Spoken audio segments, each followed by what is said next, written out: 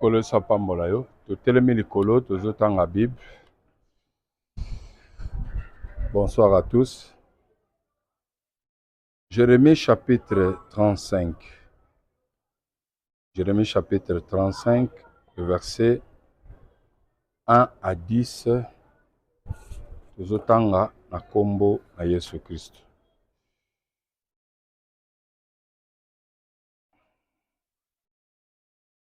Jérémie 35, verset 1 à 10, natangi na kombo na Yesu.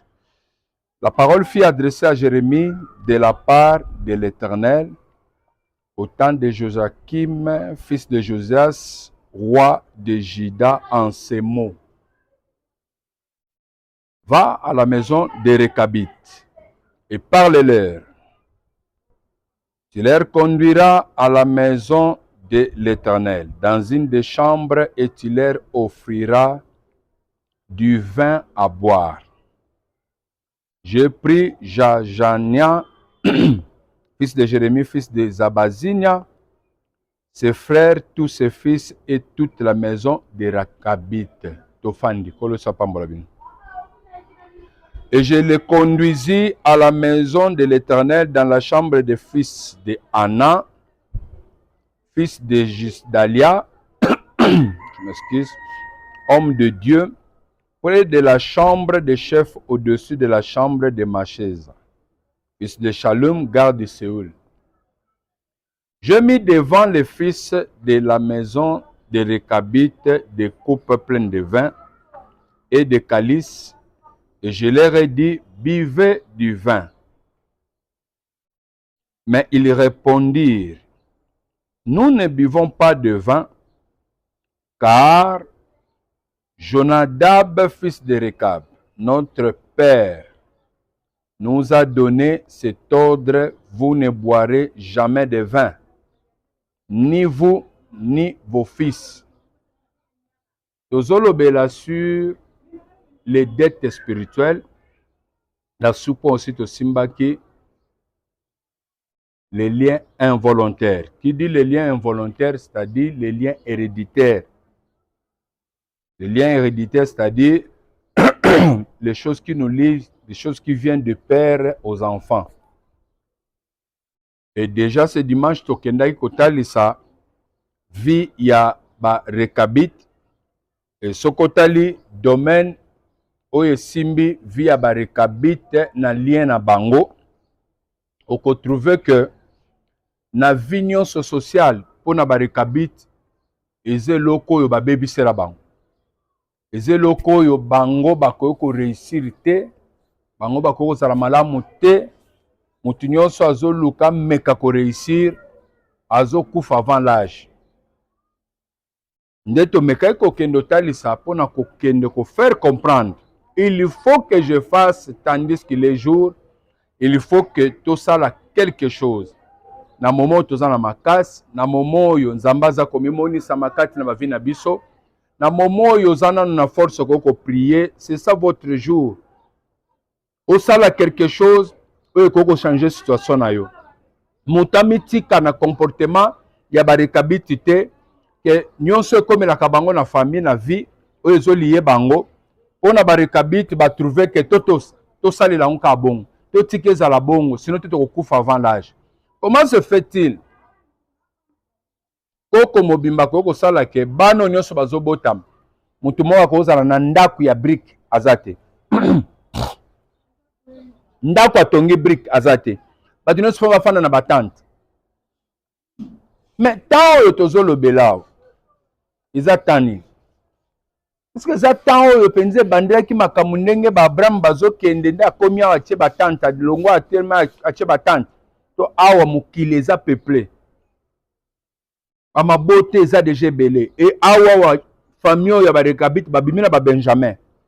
C'est-à-dire koko na bango ancêtre na bango sala musala ya kokutana na Nzambe, ya kolukelongi na Nzambe pona bango. Asaleli bango na ba alliance makasi. Mozo kuta moma moko e kokota na kati na ba génération na bango ancêtre moko azo ya kotika mibeko oyo zo peze kati na bato. Et mibeko nyonso wana oyo pezaka kati na bato ke ozokuta na famille babalaka te, babongaka te ate ozwi mbongo osala nango eloko te eza baloi bacondamnation oyo eza établi na kati na bafamille oyo bato bavota ke bato bakoki koleka balimite oyo te bato bakoki kokende na bozwi na baniveau tel te bato silfo bazwa bazala na niveau ya se moto akoki kobala libala bapeseli ye mbongo mpa mobali ya mbongo aza te soki bakobala yo mobali wana azala vi ya pasi soki obali libala solo ozokuta mpo bote ekomi difficile me bato oyo bazosakana na kati ya bolenge na bango bazozwa bazolongola bazemi bazobota facilement me yo moto ndimi obatela bonzambe kino bala ozobala ozoya kokuta ke moyo bote eza te pourquoi po yo osali mariage na ndenga malamu il a fallu nano bota libanda ce sont des lois ba condamnation oyo eza établi na kati ya bafamille oyo eza kogere bato nyonso a partir ya balien oyo ezolie biso na makila esoki moto atelemi te mpo aluka solution aluka délivrance okosala nyonso olingi okoespere okozwa mpe mobali okokota mpe ndako ya libala okosimba mpe mbongo mais au finish eloko esalemaka nde ekesalema nde eloko biso tolingi te esemaine oyo eza semaine ya délivrance oyo tozolinga ke nzambe afongola bavi na biso nzambe akangola biso soki eza ke badétruisa biso balimita bakondana bakenda kozwa vi ya bato batekango comme baesclave ke bato bakoki kodomine te ke vie sur terre moto azala na esengo te semaine oyo eza semaine oyo nzambe afongolaka bafinance ya bato kolo yesu apambola semaine oyo eza semaine oyo nzambe afongolaka bafere ya bato ke moto abandaki kosala eloko te nde balobi ke barekabiti bakosala eloko te bakuti bafere no efongwami bakuti ke obandi mpe oinstalle mpe affaire songolo obandi mpe koteka c'est possible avec Jésus-Christ le Dieu de pasteur François Mutombo c'est possible Dieu est capable ya bato nano bazwa basala bafere te yo oza moto ya liboso nde ozobanda mpe obandi osala bafere tika kolo soki so apambola je mets devant le fils de la maison de Récabite des coupes pleines de vin et de calices, et je leur ai dit, buvez du vin. Mais il répondit, nous ne buvons pas de vin, car Jonadab, fils de Récab, notre père nous a donné cet ordre. Vous ne boirez jamais de vin, ni vous, ni vos fils, et vous ne bâtirez point de maison. Vous ne bâtirez point de maison. Vous ne sèmerez aucune semence, c'est-à-dire vous ne planterez point de vignes et vous n'en posséderez point, c'est-à-dire bango bakoki même ko posséder biloko te. Ndo monaka ba famille mususu bazo tikela bana héritage ya bambongo ya bandako.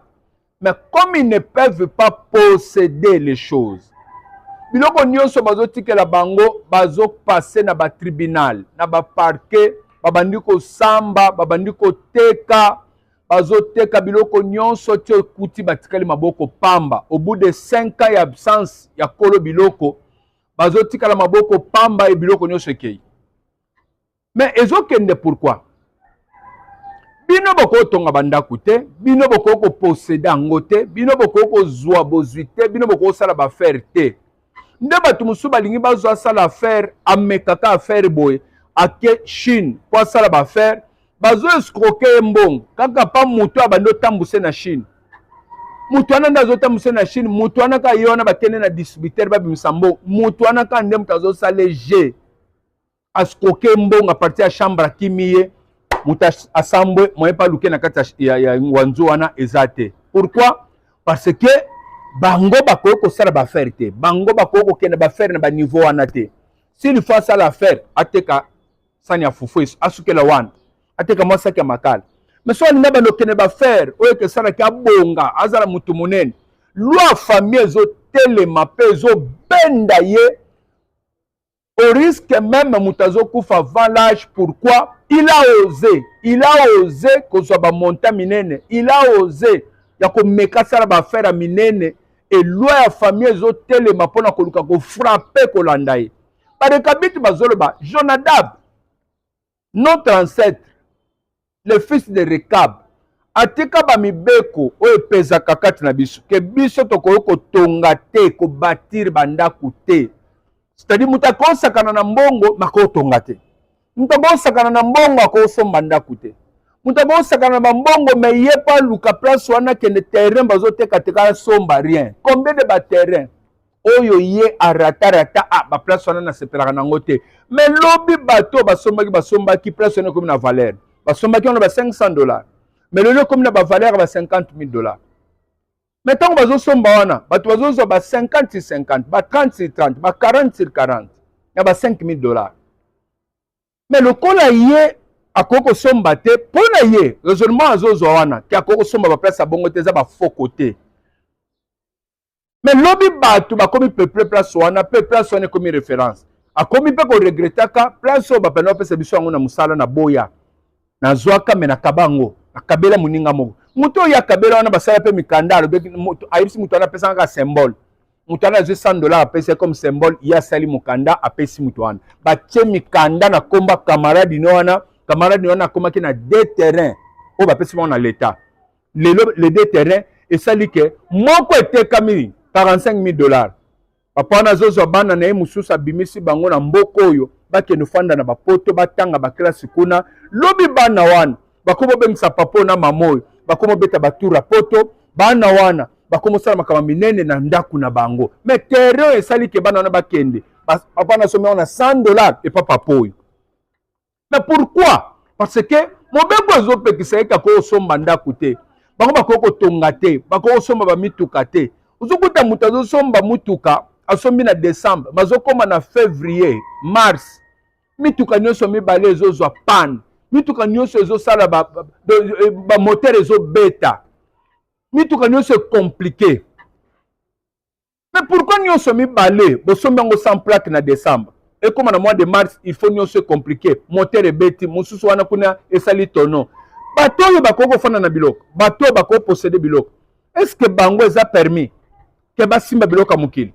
Soki loko oyo bato bafongoli yango misu te, bano bakoko botama na nzela oyo bakomona pe ba opportunité kozwa kobonga kosomba babiloko mukili. Mais biloko bakosomba bakosepela nango te. Pourquoi?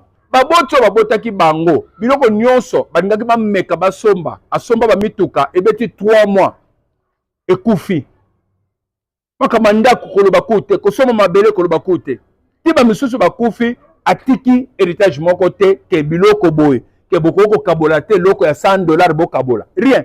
Mais esalami bongo pourquoi? Parce que bitumba moko oyo aignoraki que y avait un combat, aignoraki yango, aprenaki soin nango te ka traiter yango. Siko bongo bano bazobotama lelo o bakitani na ye, soki bango pe baprendre soin nango te, bakutani na prière oyo ekoko kosalisa bango na sanso te, bakutani na mateya te ekoko kolakisa bango délivrance. Okozwa biloko okomona pe osimbi mais que bunga et que disparaître. Pourquoi? Bino bokoko posséder biloko mukili te. Bazoloba na barekabiti biso tokuti mobeko ke biso topossédaka biloko te, totongaka bandako te, tokoki posséder biloko mukili te. Et vous ne bâtirez point de maison, vous ne sèmerez aucune semence, vous ne planterez point de vignes, et vous n'en posséderez point. Même bakabeli yo okoko posséder yango te eza ngambo. Mais vous habiterez sous des tentes. Dans la partie à Jérémie, zonga ti mutabani na ba tente, ba Abraham na ba Jacob. Mais awa toza pa Jérémie, combien de siècles? Bazo réduire bateau nyonso na développement nyonso ese kotaki na mokili. Mais bazo réduire bango na bowumbu ke bango bafanda na ba tente. Papa, ndako ba tente, ndako ba kapo. Ndebele lelo zokuta bango na ba situation wana. Pourquoi? Parce qu'ils ignorent qu'il y a des lois qui pèsent sur vous. Bon fana na ndako ba tente toute votre vie. Or, c'est-à-dire qu'on vit sur terre, il faut vivre une vie à passe. toute notre vie, faut tous en avoir pas. Quelle condamnation! Mokili tozo beta lisolo awa, eza mokili ya kozala vie ya pasi te. Eza mokili ya nzala te, po nzamba bongisa bongo te. Nzamba asala te ke makambo ezala, mokili ezala ya pasi. Po tala ide ya nzamba. Nzamba azosala jardin d'Eden. Atie biloko nyonso, abongisi tout. Nda azoya kokela Adam na Eve a placé bon na kati ya jardin. Azoyebisa bango bo cultiver, pe bo protéger yango. Pourquoi? Parce que biloko nyonso eza wana, bosala pe misala ebota efulukaka po bozanga eloko te. C'est-à-dire na idée ya Nzambe, Nzambe ti azozwa moto asala ye na image na ye po azwa place na kati na jardin d'Eden. Nzambe asabongisaki vie ya malamu na jardin d'Eden, nda azwi sikoyo Adam na Eve aye koplace bango na kati ya jardin d'Eden po babénéficie na bolamu wana, parce que Bible ezoloba Nzambe apesi mabele na bana na bato. Mabele Nzambe apesi epa bana na bato. Koma yo obénéficie na ngo te. Nyonso kaka po bitumba ya baboti ya origine oyo botameli nde ezosala ke obénéficie te na esengo nyonso oyo Nzambe abongisa katikati na mokili. Alléluia. Les Rechabites disent ceci: nous ne possédons rien, nous n'avons rien, et on a interdit chez nous, nos ancêtres ont mis des lois que vous ne pouvez pas posséder des choses, vous ne pouvez pas posséder de l'argent, vous ne pouvez pas construire de belles maisons, vous ne pouvez pas faire ceci, ceci, cela. C'est-à-dire, sur la vie sociale, ils sont condamnés pour toute leur vie de n'obtenir rien. Alléluia. Mais cette condamnation-là vient d'où? De leurs ancêtres. Un ancêtre sorcier, de son vivant, il maudit toute la génération pour dire que je vous condamne de génération en génération. Personne de vous peut acheter une parcelle. Mais pourquoi vous êtes né? Na mokili tozo fandao.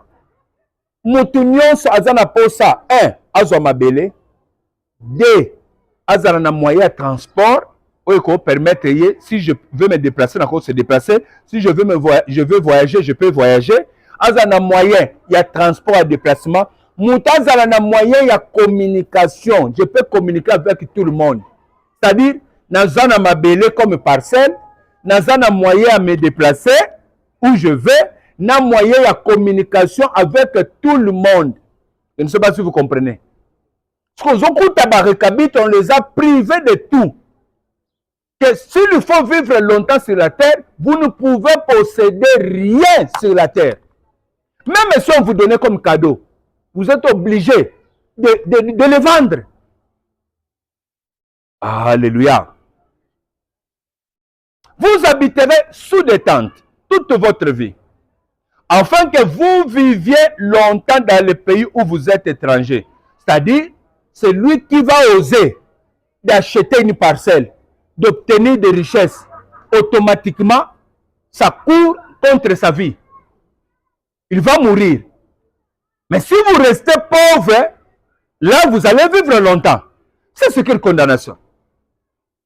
C'est par là que vous allez découvrir, il y a beaucoup de gens sur la terre ici. Ils vivent longtemps, mais pour avoir rien. Pour ne rien manger. Alléluia. Alléluia. Nous obéissons à tout ce que nous a prescrit Jonadab. C'est-à-dire quoi? Quand ils disent que nous obéissons à tout ce que nous a prescrit Jonadab, fils de Rechab. C'est-à-dire quoi? Nous ne faisons pas obstacle, opposition. Hein? C'est-à-dire, nous ne faisons pas opposition à ceux qui nous maltraitent, à ceux qui nous condamnent, à toutes ces lois-là que nous avons trouvées dans notre famille. Nous ne faisons pas opposition à ça. Or, pour faire opposition à ça, c'est par la prière que nous devons détruire ça. C'est pourquoi cette semaine, on a dit, c'est une semaine de quoi? De la délivrance. De jeûne et prière de la délivrance. Que Dieu puisse nous délivrer. Vivre sur la terre, si tu n'as rien, vous êtes nul. Si vous avez le côté, c'est le côté, vous avez tinatin, vous avez le simabat. Vous avez le kabatou, n'emba sunga, basa elayo. Yoko, il peut vous salater. Adam, tant à boti Caïn Abel. Caïn Abel, qu'est-ce qu'ils ont fait? N'est-ce pas que Bango va créer Moussala? Alouki peut passer à quelque chose. Et c'est comme ça. Si vous avez un boulot, vous avez un Moussala, place où vous avez engagé, mais tu peux créer, ou créer une cabine, avec l'occasion que tu as eu des $100. Tu peux créer aussi un mouvement. Tu commences à faire quand même de se débrouiller et permettre aux autres que la licence, un, aux autres garder capital, deux, ils ont vivre dans le bénéfice, dans le capital. Et c'est comme ça que la vie. Et quand vous allez bien peu pour la moute. Si vous avez des cabines, vous avez ça bango nyons. C'est-à-dire que les cabines, vous avez des capot sous les tentes. Pourquoi? Parce que vous avez bango condamnation. Vous sortez de quelle famille? Qu'est-ce qu'ils ont condamné? Qu'est-ce qu'ils ont dit? Qu'est-ce que vous avez remarqué? Vous avez remarqué quoi? Les signes qui nous poursuivent dans la famille, c'est palpable, c'est visible. Si vous regardez votre papa, vous regardez votre maman, vous regardez leur famille de gauche à droite, vous allez comprendre, ah, voilà ceux qui nous poursuivent tous. Alléluia. Faites cet exercice-là. Regardez la famille de papa. Regardez la vie de votre papa. Regardez la famille de maman. Regardez la vie de votre maman. Vous allez voir les signes, les liens qui vous poursuivent dans la famille. C'est palpable, c'est visible. Pourquoi? Parce que ça date de longtemps. Ça vient de très loin. Chez les ancêtres. Que le Seigneur vous bénisse. Soyez bénis. Les Récabites disent, nous obéissons à ça. Non, non, nous ne pouvons pas obéir à ça. Nous ne pouvons pas laisser aller. Nous trouvons que ça ne marche pas. Oh, même pour mes études, comment moi je peux rester comme ça et ne pas étudier? Tandis que les autres étudient. Mais si je n'étudie pas aujourd'hui, demain je vais devenir qui? Je ne sais pas si vous comprenez. Si aujourd'hui je n'étudie pas, demain je vais devenir qui? C'est pour être condamné, quelqu'un qui ne vaut rien. Parce que les autres vont travailler quelque part. Alors moi je vais travailler où? Parce que je n'ai pas étudié. Le pour se lever et prier, refuser ça, dire à Dieu cette semaine que moi je veux que ma vie puisse changer. Dieu est capable même de dire à quelqu'un de te prendre en charge pour les études. Dieu est capable. Pourquoi? Parce qu'il écoute les prières. Lorsque nous prions, Dieu attend ça.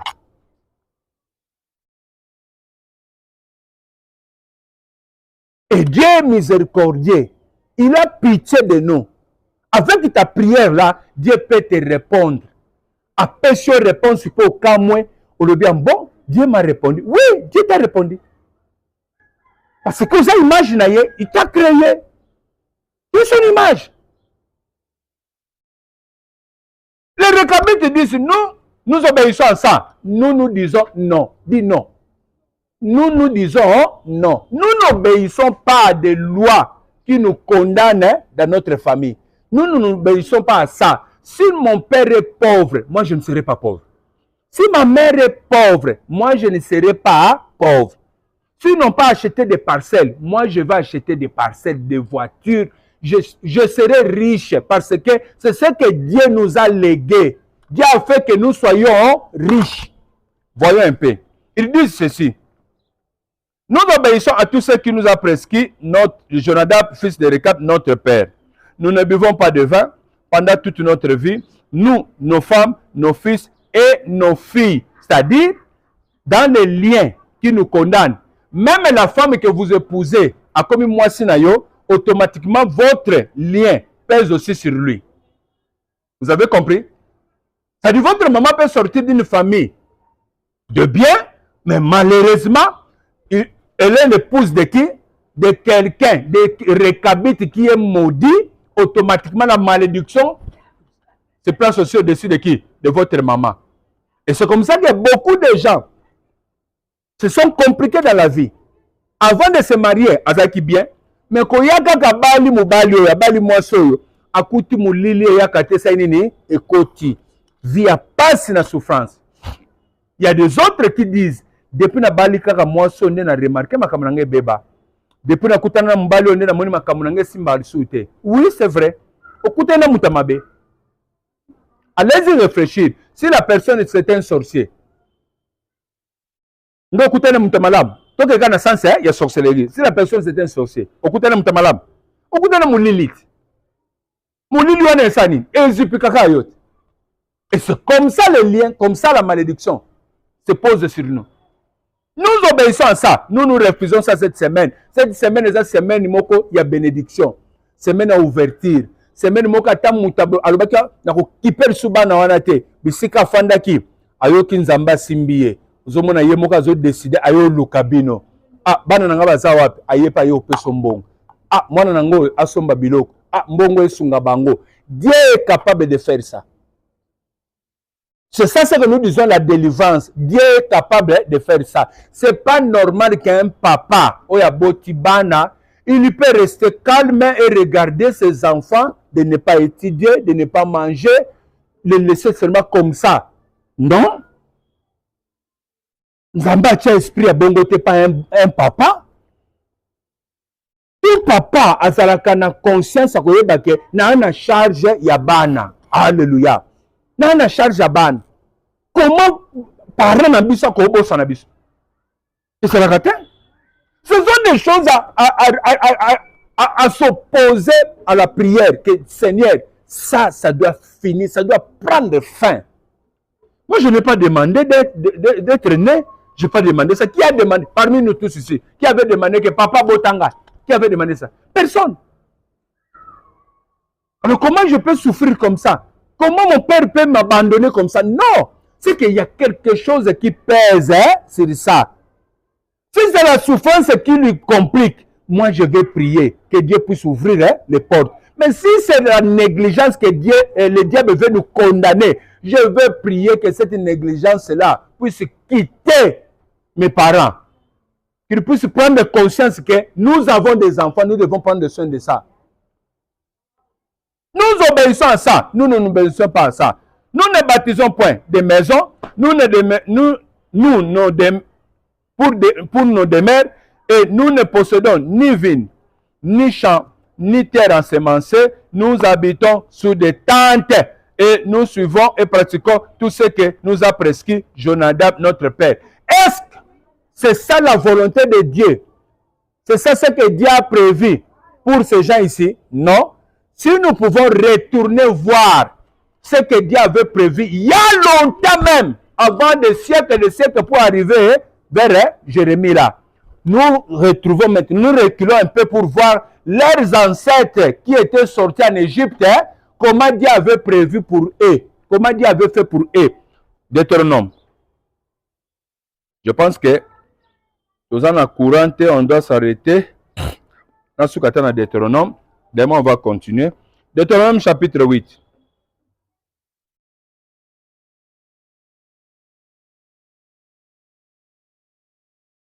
Deutéronome chapitre 8, verset 10. Suivez très bien. Lorsque tu mangeras et te rassasieras. Qui peut interpréter? C'est Dieu qui dit. Il parle à Israël.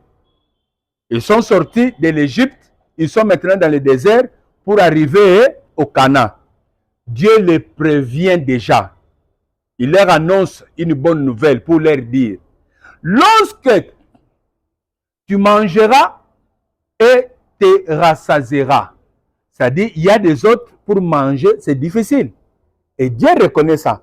Maintenant, il parle à son peuple pour dire, lorsque tu mangeras, mon peuple, lorsque tu te rassasieras, c'est-à-dire, il y a d'autres personnes qui mangent et ne pas se rassasier. Hein, Dieu?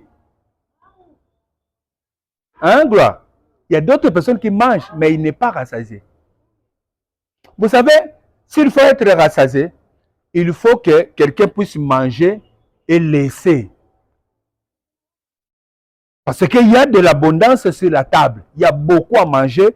Tu prends un peu ici, tu prends un peu ici, tu prends un peu ici, tu prends un peu ici. Surtout Paul qui aime beaucoup la viande. Donc vous trouvez vraiment self-service. C'est-à-dire tu peux te servir toi-même. Tu trouves ici, bitoyo. C'est ça, non? Tu trouves de l'autre côté quoi? Mukebuka. Tu trouves de l'autre côté quoi? La viande, légumes. Là-bas, hein? Boukari, hein? C'est ça. surtout Paul, champion Boukari. Hein? Donc vous trouvez, il y a des riz, hein? Il y a tout. C'est-à-dire, prenez à votre choix. Vous commencez d'abord avec bitoyo et le Boukari. Vous frappez un peu, pam, pam, pam, pam, pam. Après, vous prenez la banane, plantain, hein? Regarde là-bas, il y a quoi? Il y a les chenilles, mbinzo, hein? Mbinzo, il y a un peu de brochette. Ah, il faut que nous commencions à manger comme ça. C'est faisable avec Dieu. Maintenant, Dieu leur dit, lorsque tu mangeras et tu seras et te rassasieras, c'est qu'il y a des gens qui mangent pour ne pas être rassasiés. Et c'est normal.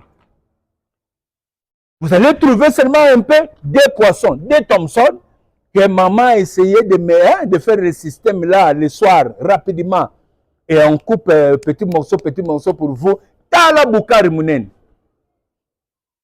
Tu ne fais seulement, que tout à cara, tu manges, tu manges. Ta Boukari belé, mais moi, et Teni, il y a Thomson. Ça, c'est pas la vie. Cette semaine, tout ça doit partir. Demain, on va continuer, fait déjà noir. Parce qu'il y a des gens qui regardent, réclament que nous avons besoin de moyens. Si on a un $100, au somba câble, il permet de 50 mètres, au côté courant, il peut s'habiller moins lumière. Nous avons pour ça soutien qu'à $100, au côté courant.